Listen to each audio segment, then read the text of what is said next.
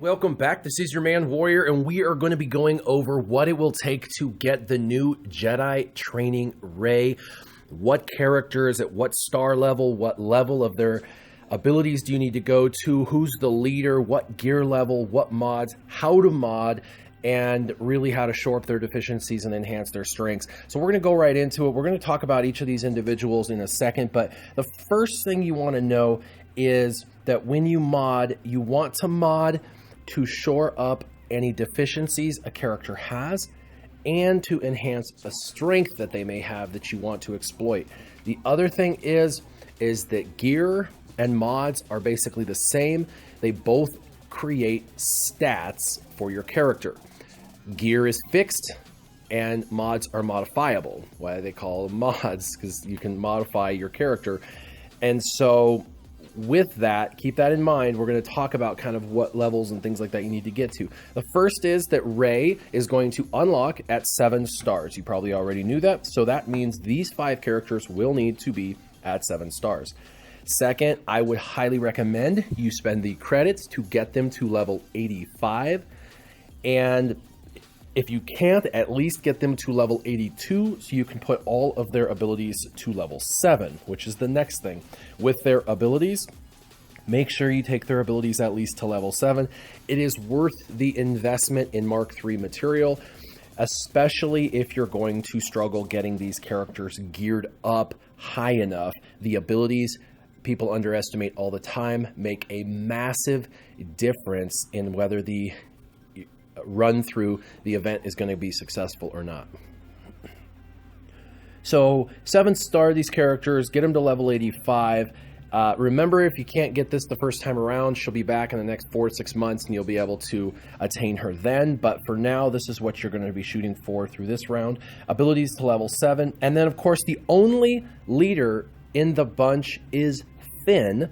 And you do not have to Zeta his ability. Now, if you're unlocking Jedi Training Rey, or you're attempting to, she is a Resistance-only character, and she's specific to Resistance team. So if you're really going all in on a Resistance character, it would probably behoove you to go ahead and knock out this Zeta on Balanced Tactics. It's really the only Zeta you absolutely need when you're doing Resistance. But without it, just to level 7, you will have 30% offense on all your characters, and by the way, most of your characters are basically attackers, and you get plus 60% defense, which is going to really help your durability of your team since most of them are attackers. That's pretty awesome. And then, of course, it says the other allies will gain half that amount, and that's because technically the 2 veterans are not going to be Resistance, and so the veterans are both going to get 30% defense. So anyway, pretty cool, but let's go ahead. That's the only leader you'll have. Now let's talk about the gear level. When you're talking about gear levels, we're always going to have those individuals that the day of the event go onto Facebook or Reddit and they're like, I did it with a Gear 3 Ugnaught. You know, I mean, that's just going to happen. Let's ignore all of those people and let's talk about realistically, right? You're playing the event and you want to know how the heck am I going to get through it? We're still trying to prep until the event, and then we have 7 days of the event. So you've got a little over 10 days to really figure this out. So the lowest I would recommend, this is how the developer builds these events, is really if you're going to have your characters all at gear level 8 or above, and you're using really, really phenomenal arena mods, because mods can make up the deficiency of gear. So if you've got really phenomenal mods, gear 8. I know, again, you're going to get those people that say, oh, you could do it with gear 7, or I did it with gear 6. Great for them. RNG gods were on their side. That's great. For the mass, that is not going to be the case. Most people are going to need to get a little bit more gear into their characters. So gear 8 is the bottom minimum, in my professional opinion, for you guys to make sure that you can walk into this and do it. But you are going to have to shore up all the rest of the gear you're missing with really phenomenal mods. If you do not have phenomenal mods, you have just maybe average or just slightly above average mods, you're going to want to bump all these characters to gear level 9 as best to your ability. If your mods that you're choosing to put on these characters are meh, not so good, then you're going to want to try and get as many of these characters to gear 10 as possible.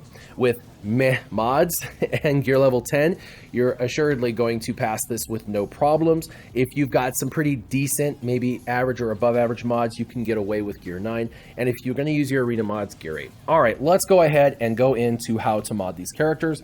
This was a friend of mine, Big Dog. He is one of my patrons. He had actually asked for his guild. He said, yo bro, on one of our conversations where we were chatting, he said, yo bro, I would really love to know how to mod these characters. And I told him, well, I don't even have my characters modded, right? And he said, who cares, just tell us what we're supposed to put in there. So that's what we're going to do. Again, with BB-8, you want their abilities at 7 minimum. I have mine max, but you want to be able to get their abilities at least to level 7. For the mods, if you're free to play, do not get caught up in, I can't get potency mods, or I can't get speed mods, or I can't get, just put health mod sets on it. You can get away with health sets. You can get away with just potency sets. You can get away with some of those easier to capture mod sets. I'm going to give best case scenario, but remember, as a free to play, through all these suggestions, you can always mod a character correctly, even with health. And by the way, if you're free to play, you're probably lower on the gear, which means that you probably don't have as much health and protection as you'd like and speed as you'd like. So that is where defense mods, health mods, potency mods can kind of come into play. They're the first ones you guys are able to unlock. You could even do it with tenacity mods, even though we all know tenacity for the most part is really worthless. You could use those mod sets if that's all you had. We're going to focus more on the primary stat, which is important. But for everybody who wants to know best case scenario, BB-8 is a tank who does taunt for droids, not for these guys, but he is very tanky and he is going to speed himself up. So the key for him, because he has a strength of speed, you're going to want to make him as fast as possible. And potency, because he applies debuffs. He can apply tenacity down, and if that's already applied, daze. So for the mod sets, you're going to shoot for a speed set and potency, best case scenario. Otherwise, you could fall back to a couple of potency and whatnot. You can see for me, not optimal modding. We're going to go ahead. The top left and middle left are always going to be the same offense and defense. We're not even going to discuss those. So we're going to go over the 3 to the right and the 1 circle on the bottom left as to what we're going to do. For BB-8, this top right should be speed. I have a 26 speed. And of course, if you can get additional potency, protection, things like that. If you look, this one has 5% potency, almost 5% additional protection. That's phenomenal secondary sets. We move to the triangle. For the triangle, you would probably, for him, want to actually have protection, especially if you've got him at gear 8 or 9, because you're going to want him to stick around. He's going to provide additional potency, which will really help your team if you're not getting your potency high enough on your characters. It also allows for you to, on the bottom right plus symbol, if you want, put protection there on all your characters to make them more durable at a lower gear rate, and then you don't have to put the potency there, because he will add the potency to your characters. So keep that in mind. That's a real free-to-play key with him, is you don't have to put as much potency as you traditionally would. Keep in mind, though, that you do want to get over a 50% potency if possible, because player versus environment tenacity is very high, like 150%, and so you're going to want to be able to overcome that. So for this one, I would definitely recommend on the triangle, if possible, adding protection. On the bottom right, like I said, I would add, don't look at what I've done, but I would add potency there or protection. If you're higher in gear, if you're gear 10 and 11, I would put potency. If you're lower gear, level 8 or 9, I would put protection and allow the potency to come from your BB-8. It is going to be important for BB-8, though, to have protection here. If you're lower gear, to make sure he sticks around long enough to provide the potency with his intel buff to everybody else. And then the last one is the circle, and I would put protection. If you can ever get speed secondaries on any of these, that's what you would want to do. You want all these characters as fast as possible. It becomes even more important the lower your gear level is, because you're going to be hit and hit hard, and you want to be able to survive. So let's move on from BB-8 and we'll go to Finn. Again, with Finn, you could use defense sets. He's got a really high natural armor rate, so he is kind of a tank of sorts. He doesn't taunt in and of himself. He has to have Poe with him to taunt, so he's not going to be, you don't have anybody on this team who can actually taunt, so the downside is you're not going to be able to focus the fire from the PvE onto your specific character. Sadly, you're going to have just a bunch of basically attackers and hope that they don't hit the same person over and over. But defense sets for him will help him take a lot of damage. Relevance, people always ask, when should I go defense sets? When you're looking at their armor and their armor rate is around 40% or above, that's really good. You want to accentuate, right, or enhance that strength of his. So defense sets would make a lot of sense for him, especially if you can't get your hands on my optimal recommendation. Now, my optimal recommendation, even though he's a tank and he doesn't really fit in line with an attacker, he does do quite a bit of damage. I would actually suggest, if you're not going to do defense sets, to do an offense set and a potency set. That will raise his base damage up, really helping you. If you can't get your hands on offense, then just go defense sets or health sets and potency if possible. For the arrow, you're going to go speed, of course. For the triangle, you are going to go crit chance or protection. If you're higher up on your gearing, you're going to want to go crit chance just to give him a little bit extra chance to crit and do more damage, because we're trying to bring in as much damage as possible. Or you can put protection if he's a little bit lower in the gear rate and your crit chance is too low and it's a moot point to put crit chance on here for you, then I would put protection to make him last longer.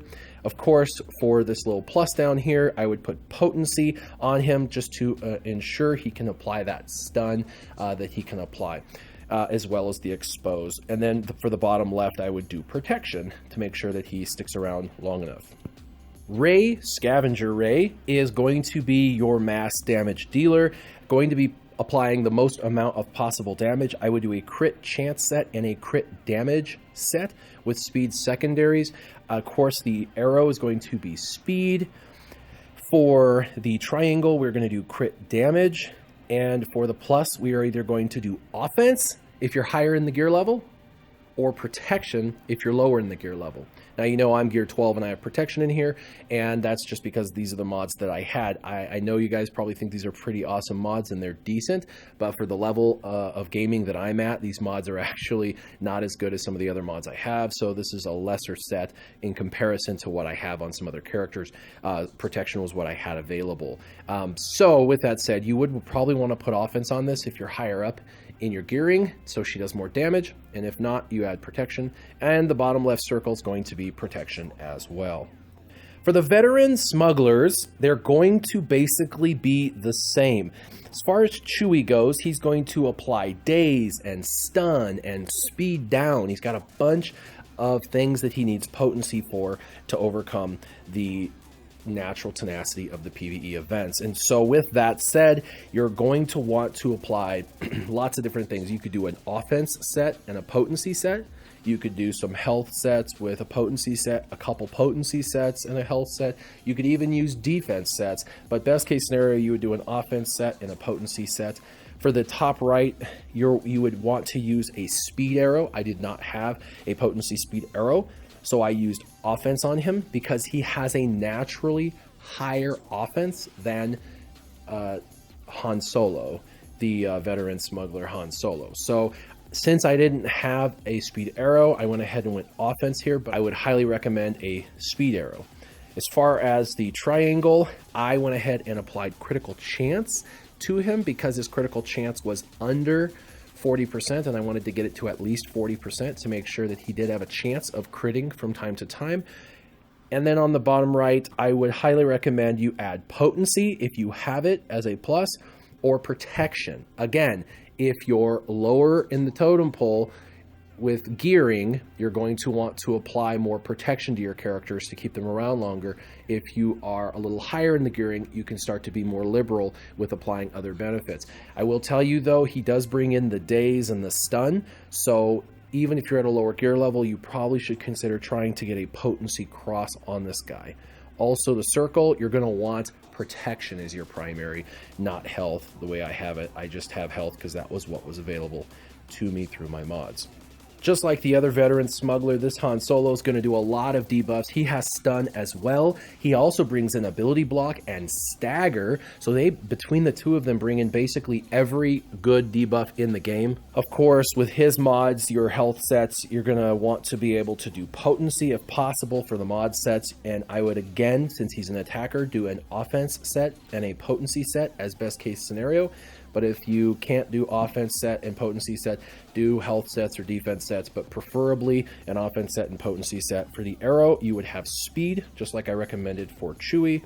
For the triangle, I would do crit damage on Han Solo if you're over 40% critical chance already. If you're not over 40% critical chance, I would do crit chance to get it there. But because his was already over 40%, I went ahead and gave him the damage triangle versus the chance triangle. For the bottom right, I would recommend potency on this character if you have a potency cross. If not, you could do protection to make him more durable. And on the bottom left circle, you're going to have protection, of course. Of course, with every one of these characters, if you can mod them the way I suggested, great. If not, just find the sets that you're capable of getting, such as the health and whatnot. Remember that when you're doing this, you want to get your potency, preferably up to around 60% when you're going against player versus environment. You're also going to want your physical critical chance rating on attackers to be at or above 40% for consistency, to make sure that they're actually critting, which will help determine whether you use a crit chance or crit damage triangle. And then if they have high armor, such as 38%, 40%, 42%, you would want to use defense mods because they really create durability. Keep in mind, again, none of these characters are tanks in the sense that they don't taunt, so you're not going to be able to focus the fire of PvE against somebody. But hopefully this helps focus you on which mods, how to mod each slot, where you should take them. I want you to come back to this video after you've completed the event, if you are able to complete the event, and put in the comments at what gear level that you were able to complete the event. As always, keep your gaming on. Warrior, out.